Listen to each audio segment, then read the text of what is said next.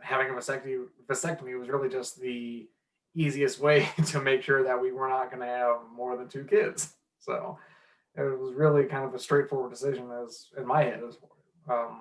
Yeah.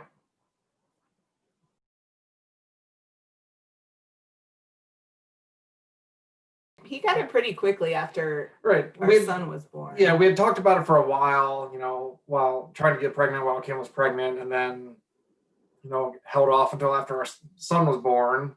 And it was about maybe a month and a half after he was born, I scheduled it. I think we were like, let's get this baby here, make sure he's safe and healthy, and then make sure that he's the last one. I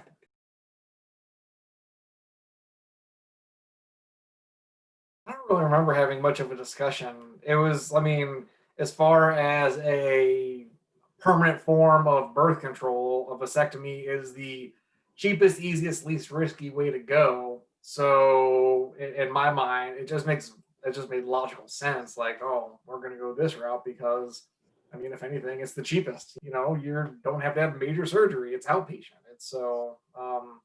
There was never really a question of it in my mind. Yeah, I think Brian basically just told me he was going to have a vasectomy. And before we got pregnant with our first child, I had an IUD and for years, and it was fine, but I didn't love it. Like, it caused me some like weird crampy stuff, and I didn't want to go back there. I just didn't want to do that again.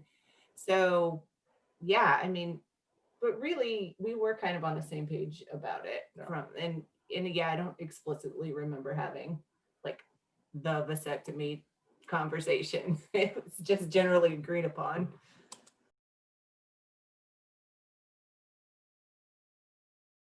So I talked to the people on my ultimate frisbee league. So all the guys who have had vasectomies are on one team, everybody else is on the other team. So I just talked to them about it to see, a couple places to go in town and what it was like for them. So it wasn't like a big, intense conversation. It was pretty much walking across a soccer field during ultimate frisbee.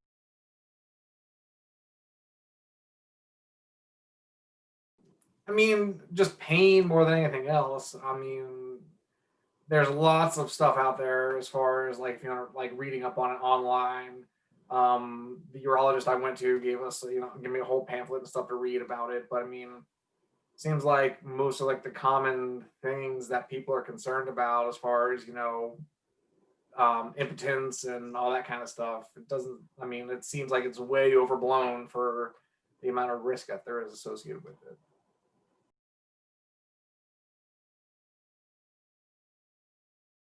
No lifting for 2 weeks, which I don't know, that seems a little strange to me.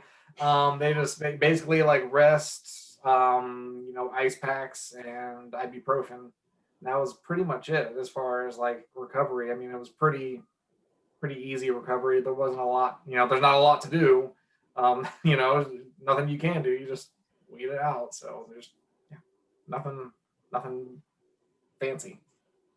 Kim actually drove me home because where I went, they gave me like a strong painkiller. So it wasn't, I was just more like loopy from the muscle relaxer painkiller than anything else. So.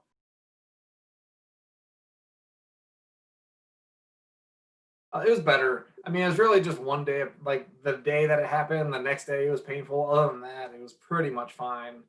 A little sensitive at times due to the stitches, but there was no pain associated with it after the next day. So recovery was pretty fast.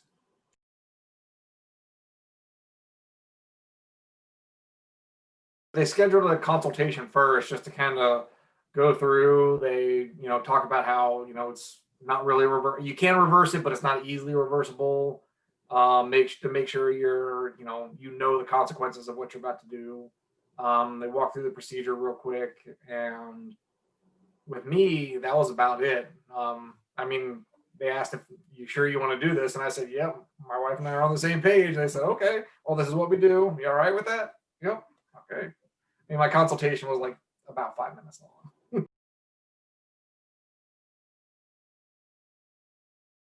Yes, it is covered by insurance, or at least my insurance had covered it. We fit it in by the end of the year after I Yeah. had the baby, so that We met the deductible. we met the deductible, which was another reason why we were like, let's hurry up and get this done.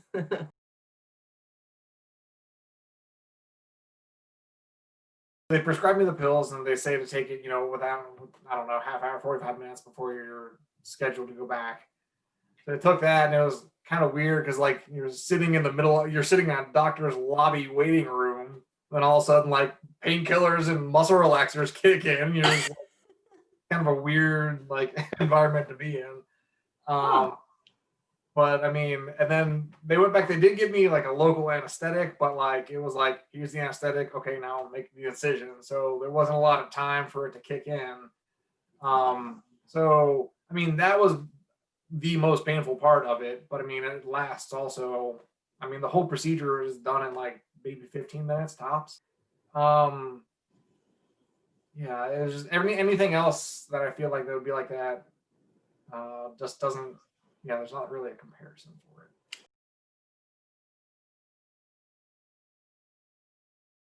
It's the easiest method of like permanent birth control. It's the lowest risk, cheapest, and I mean, it's whatever pain and discomfort there is, it's minor. I mean, it's literally a day and a half. So, or at least that's what it was for me. So it's pretty simple, easy, straightforward.